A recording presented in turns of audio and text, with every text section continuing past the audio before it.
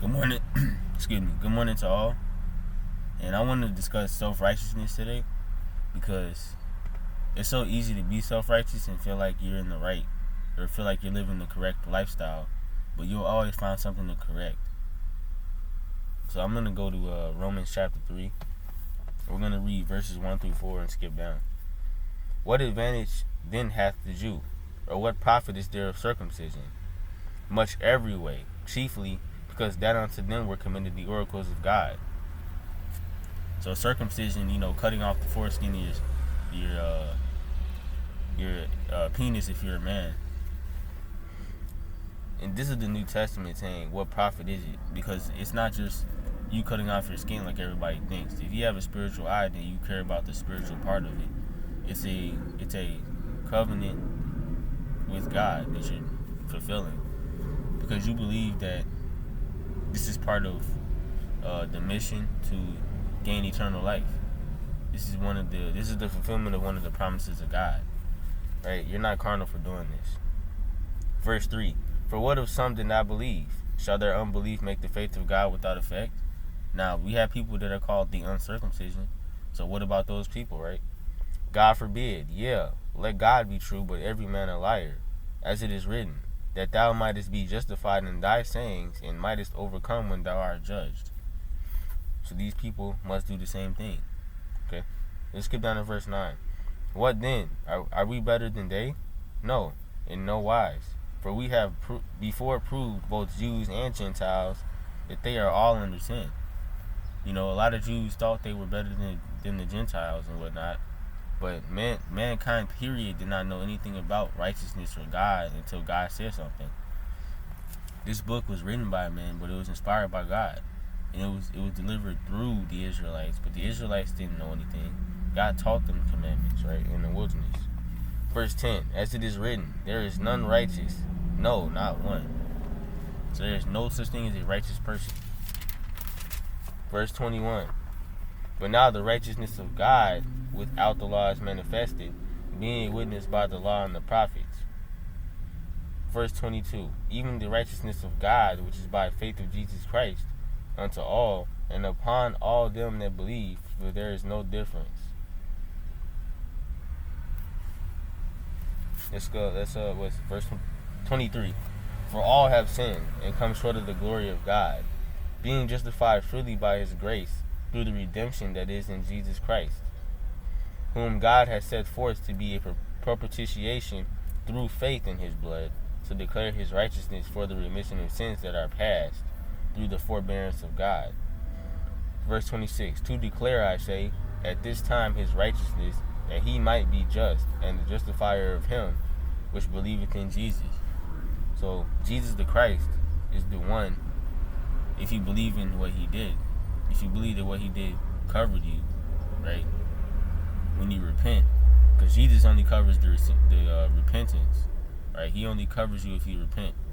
So Jesus Christ's blood is what makes you righteous, right?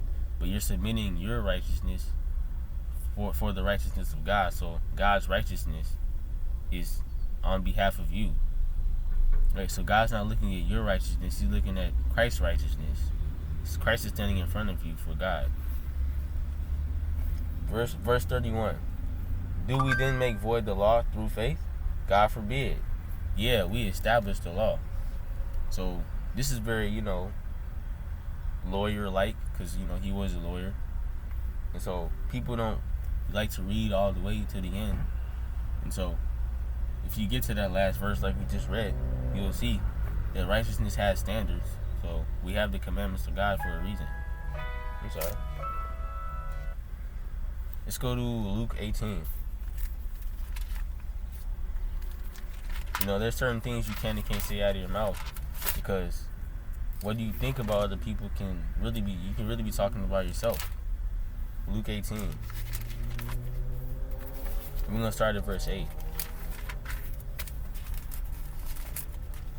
I tell you that he will avenge them speedily, God. Nevertheless, when the Son of Man cometh, shall he find faith on the earth? He'll come like a thief in the night. Who's going to expect Jesus to be the alien that everybody was looking for? Verse 9. And he spake this parable unto certain which trusted in themselves that they were righteous and despised others. Right? If you love not your brother, what's that? If you love not your brother, you love not God. So if you say you love God and you hate your brother, you're a hypocrite. Verse 10. 2 men went up into the temple to pray, the one a Pharisee and the other a publican, or a common folk that didn't necessarily care about anything righteous, they just lived life. Verse 11. The Pharisee stood and prayed thus with himself, God, I thank thee that I am not as other men are, extortioners, unjust, adulterers, or even as this publican. I fast twice in the week, I give tithes of all that I possess. And the publican, standing afar off, would not lift up so much as his eyes unto heaven, but smote upon his beast, saying, God be merciful to me, a sinner. 14. I tell you, this man went down to his house justified rather than the other. For everyone that exalteth himself shall be abased, and he that humbled himself shall be exalted. Verse 15.